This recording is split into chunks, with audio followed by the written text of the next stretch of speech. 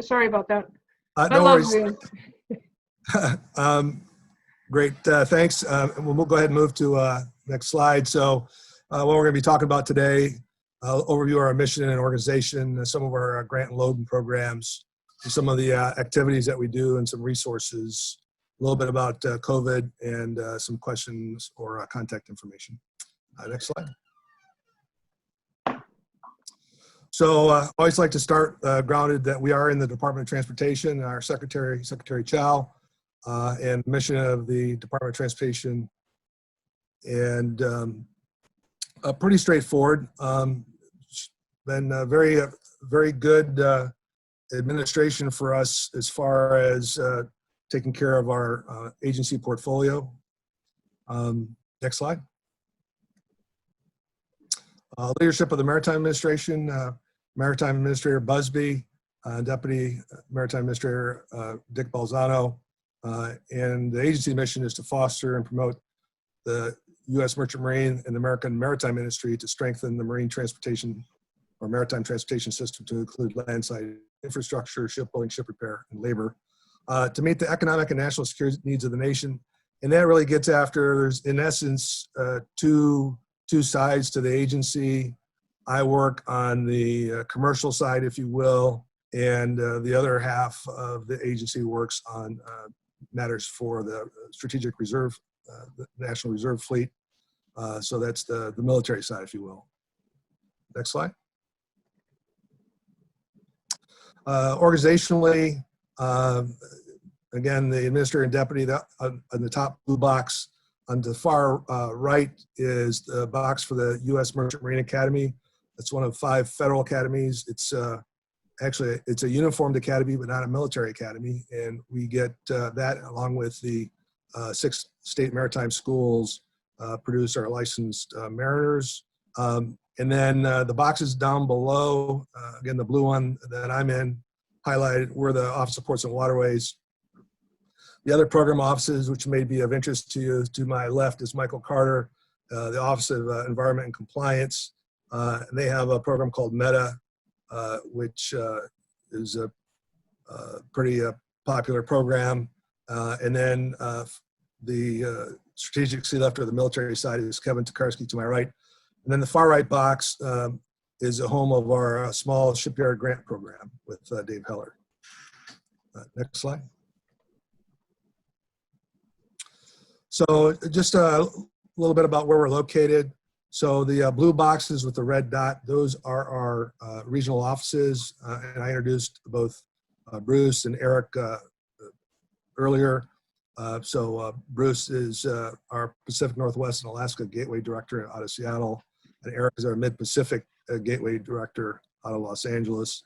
And they also provide support to Alaska, Hawaii, Guam, American Samoa, the Commonwealth of Northern Mariana Islands, and I may be forgetting one, but, and then the other offices, starting from New York, North Atlantic Gateway Office in Lower Manhattan.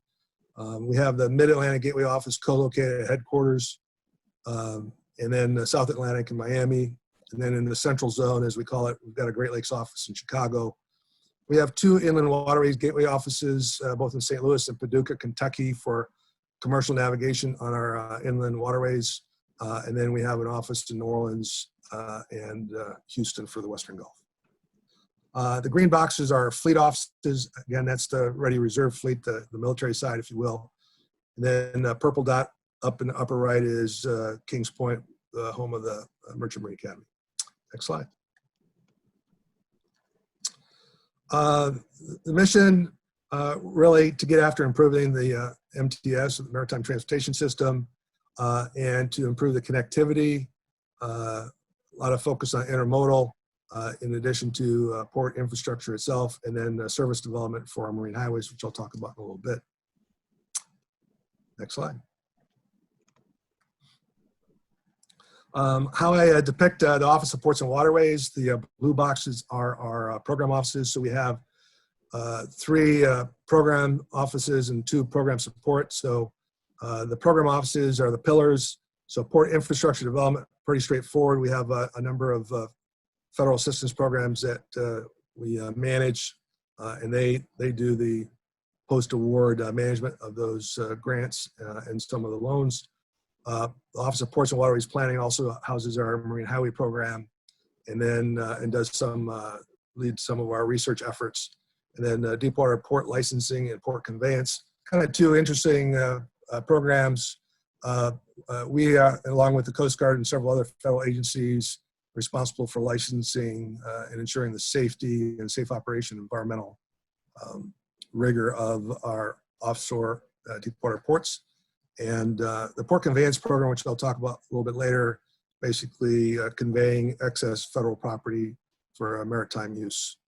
And then the Office of Maritime Intermal Outreach down below is kind of the foundational, and that's where all the 10 regional gateway offices are, and Eric and Bruce are part of that office. And then the top one, Federal Assistance Education Engagement. I highlight this one because we identified a need about 2 years ago that because of the complexity of taking federal funds and all the conditions that come with it, is sometimes challenging for a grant recipient who may not be as familiar with the regulatory requirements for federal dollars to kind of navigate that. And so we set that office up not only to make sure that we could provide training and assistance to our grant recipients, but also to make sure we're following our own rules. So kind of an advocacy office and provides a lot of training. Next slide. How we're arranged geographically. These are the regional offices, and I kind of highlighted those a little bit earlier. You know, you'll notice that some of the inland states that may not be either coastal, Great Lake, or have commercially navigable waterways are still highlighted because we also focus on the supply chain. And we found that even states like Wyoming, Utah, or Nebraska do have a supply chain nexus to commercial navigation. So that's one of our areas to focus on. Next slide. Grant programs. So the big two from the department, of which Maritime is eligible for, include the BUILD program, the acronym spelled out there for you, and also infra. And we average about 10 to 12% of those funding programs. So it's a pretty significant program if you take that slice just for port infrastructure development. And then infra, we average 1 to 3 grants a cycle. And then something new, we're on our second year, is the Port Infrastructure Development Program. As you see there, $225 million for FY20. And then the Marine Highway Program, which I'll talk about a little bit less funded, but a smaller pool of applicants. So we'll go through that qualification process. But if you make it to project designation, you've got a pretty good shot at getting funding for development of services.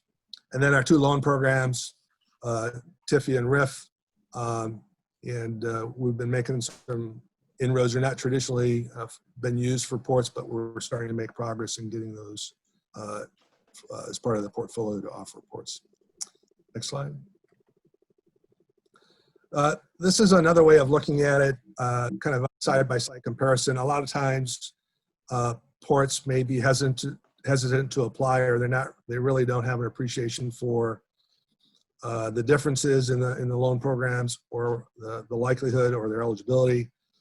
So I share this slide really just to encourage ports to figure out what their needs are, and then figure out the program that would best serve their needs.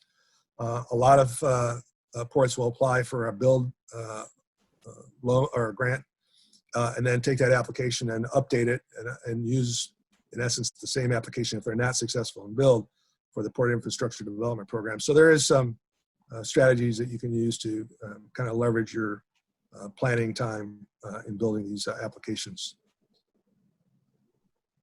And next slide. Just a map showing the different grants that we've put out. Purple are the BUILD grant programs. infra's in green, and then the Port Infrastructure Program, which again, last year was the first year, in their pink. Marine highways are the light green, then Rift and Fast Lane and Tiger in those respective colors. Kind of gives you a feel. A lot of work in the lower Mississippi, some work in the Great Lakes, very dense concentration on the Atlantic coast and Gulf. And then we're making progress on the western part. And then we're also making a concerted effort to make sure that we are inclusive of Alaska, Guam, Puerto Rico, the Virgin Islands, and Hawaii, and others off the 48. Next slide. So I talked a little bit about the Marine Highway Program. So there's three steps, if you will, to get Marine Highway funding. So first is your port or your project has to be on a designated route. And part of this is a marketing effort, honestly, that if you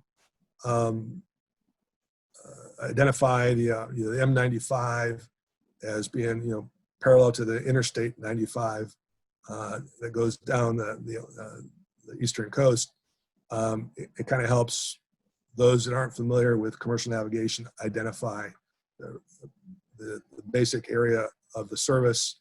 So if you're on a route and you apply for a project which explains the need and the business case for a marine highway service, and then you get project designation, then you're eligible to apply for funding. And so what's powerful about that is, in essence, a pre-qualification step. So if you get project designation and then you apply for federal grants, so let's say there's a pool of 30 eligible projects, and we put out an announcement and you apply for it, you increase your chance of getting 1 in 3 or 1 in 2 of getting funded for that project if it's competitive. So it really kind of changes the game. Now the pool of money is much smaller, but how much money do you need to buy equipment to get a service up and running? Because ultimately the goal of the Marine Highway Project is to have a self-sustaining service. Next slide. Another visualization of the Marine Highway grants that have been given so far. Again, a fair number in the Mid-Atlantic and North Atlantic, some in the Inland and Gulf, and some also on the west. I don't touch anything because it's like it's not connected, but I can hear them talking. Yeah. Bob, can I get you to put your mute on, please? I don't know who she's talking to, but we can't do anything. Our mouse isn't working. It's okay. You're welcome to listen in. Okay. We can't see No worries. anything. We see that. All right. Well, I'm happy to go over everything that we missed with you separately if you are. Okay, so just a visualization. I know we've got some work to kind of improve our geographic representation for Marine Highway grants, but we've made some good progress. Next slide.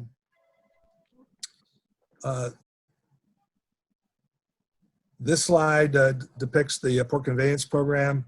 And so you can imagine if you had 2 acres in adjacent to a port in, let's say, Los Angeles or Long Beach, that property is pretty expensive. So what we do is we take that property and make sure that it's eligible for the port conveyance program, and then we can convey that to the port in essence for free, so that they can use it for a maritime purpose.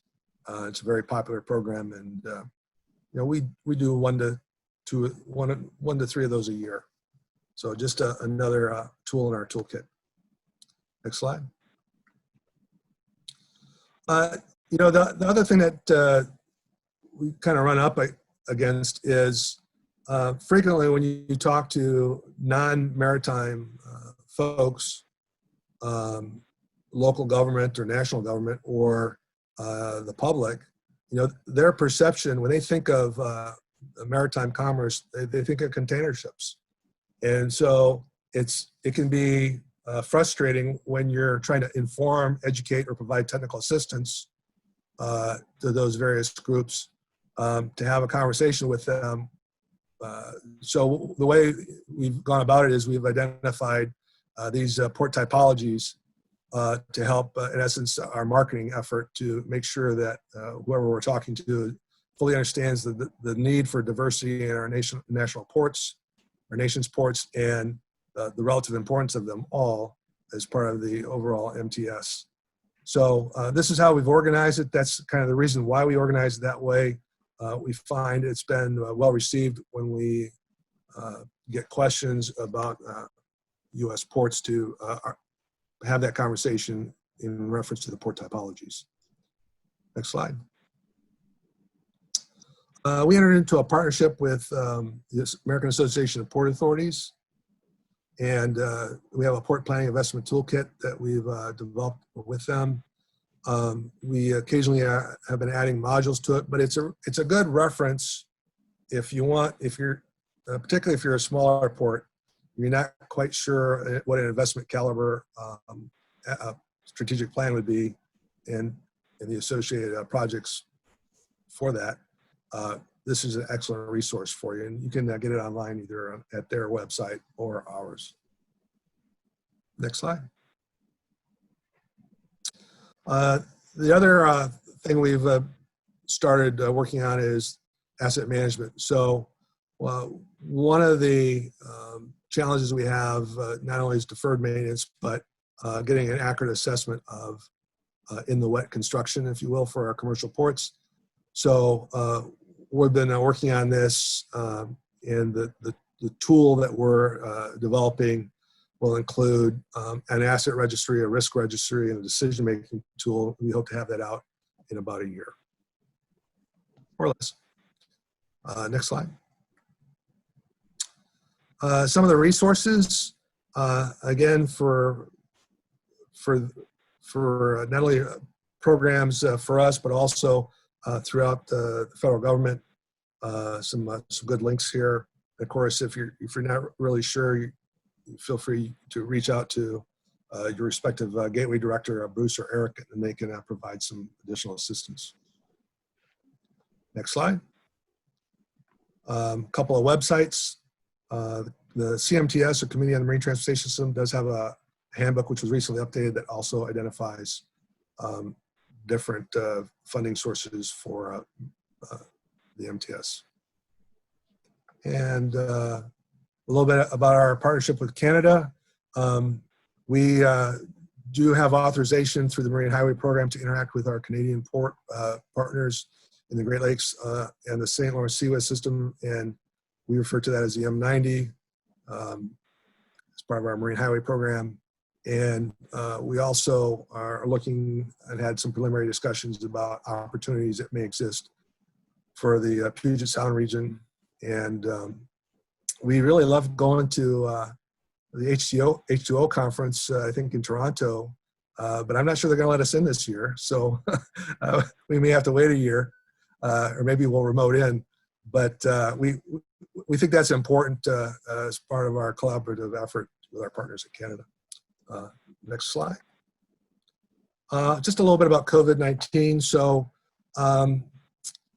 we went to Max Telework. So I'm actually talking to you from Metro East St. Louis in Illinois. I'm here riding out the COVID storm, if you will. And one of the things we've done is held a series of recurring sector calls. And so the ports and waterways sector, to include our shipyard, that's a call I lead. We were meeting every 2 weeks, and then we did 3, and then next month we'll go to monthly calls. But really looking for best practices from industry, so it's more of a listening session for government, and to learn from each other of not only the trials and tribulations, but how you overcame them. So it's been a great collaborative process. So we're continuing those calls. A lot of work's been done working with international groups on the crew change issues. And we do have a federal advisory committee called the MITSTAC, or the Maritime Transportation System National Advisory Committee. And when we hold public meetings, you, being members of the public, are invited to call or listen in or attend in person. One of the things we also did is we worked with the Federal Emergency Management Agency and received over 2.4 million cloth masks, face masks, and we distributed them to our MTS stakeholders with our warehousing capability for our fleet sites. Credentialing requirements continue, so we managed to figure out how to get our licensed mariner graduated from the Merchant Marine Academy and our state maritime schools. Next slide. Okay, that bald gentleman has no reflection on me, but just wanted to open it up. I think we have a couple of minutes for questions. We do. Anybody? You can either ask them directly or type them into the chat, whichever you prefer. I have more of a comment than a question. I really appreciate your presentation, William. I'm on the Columbia River, which is M84. And one of the things that I have just noticed with respect to politics, Peter DeFazio is chairman of Transportation and Infrastructure, and his district fronts M5. And in conversations with him, I know that, for example, the Port of Coos Bay would do better than a Columbia River port, at least on the Oregon side of the line, because of our political representation. That's I also have envy of people in Washington State for the power of Senator Patty Murray on appropriations. She's, I think, the chairman of the subcommittee on surface transportation. So I know that politics plays a role. Maybe it shouldn't, but occasionally somebody puts their little finger on the scale. And for those of you who are better represented, congratulations, and I envy you. Well, thanks for the comment. I would add just a couple of thoughts. One is, having gone through the rigors of a grant review process, there is a point when, after the technical reviews and the reviews by the economists, and we slice, dice, and match it 20 different ways, and eventually gets through a legal review, it'll eventually get up to the Secretary's office for final decision making. So my counsel to those potential port applicants that put in is, you've got to make sure that you get to that, what we call the ninth floor for consideration. Because if you're not, if you don't have a strong application and done due diligence to make sure that you've got a business case for your application, you'll never make it to the ninth floor. So there's no discussion about, quote, political considerations, because you didn't make the final cut. So your responsibility and all you can influence is making sure that you have a very competitive application to get in there to make it to the ninth floor. And then I would tell you that they do look at balance, for lack of a better term, in where the grants will be, what jurisdictions or what part of the country they'll be allocated for. And sometimes that will fall in your favor for a lot of external reasons beyond my control. But I would encourage you to keep that and keep good faith and good heart as you apply, because I can tell you, up until it gets to the ninth floor, the best ones survive. The other thing I would tell you is we did some adjustments about 3 years ago to try and improve our customer service, if you will, for the Columbia Snake River system. One of the things we did is, if you may have known Bruce's predecessor, Bob Loken, and Bob Loken was on top of his game, probably still is, but he had so much work to do on the Oregon and Washington coast. He also had Alaska and Hawaii at the time. It was very difficult for him to give the attention that the Columbia snake deserves. So, and then the other thing is, whenever possible, I like to have a single face to our federal partners and to our customers. And so I assigned the Gateway Director for the Inland Waterways in St. Louis, Brandon Villalona, to oversee, as part of her territory, the Columbia Snake River system up until, I think it's Bonneville Dam. And that's kind of the line where then Bruce will take over.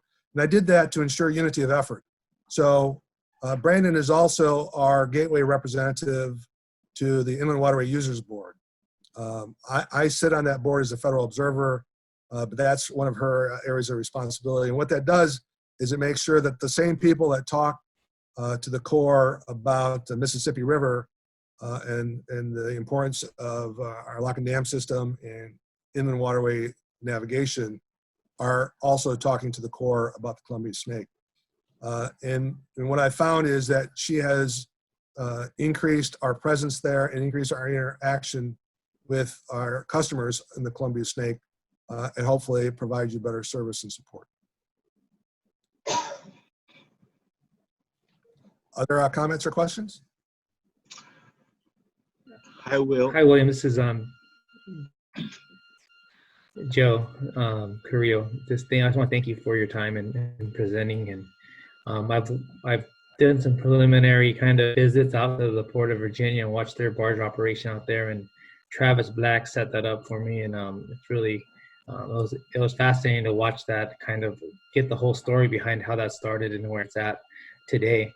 And I know up where I work or where I live in the Northern California, they've been trying to do the M580 in the past, and it kind of didn't work out. But I truly think that there is a possibility for that as congestion increases in off I-80 and the 580. So that's something that would be interesting to look at. And I'm supposed to get with Eric Shen at some point, so to review that. So I'll get a hold of him. Well, if I know Eric Shen, he'll get a hold of you, because he's a great gateway director for his region, and he's got a certain passion that you know makes the difference. And I know that the conversations have started again with California about the 580 service. No prediction where it will go, but I think you're right. I think there's a compelling argument to get those trucks off the road. So good luck to you, sir. Well, thank you so much. Any other questions? Yes. Yep. Sorry, Jane. Nope, go ahead. Go. Hey, Rodney. Will, you did a pretty good presentation, and you know, I really appreciate.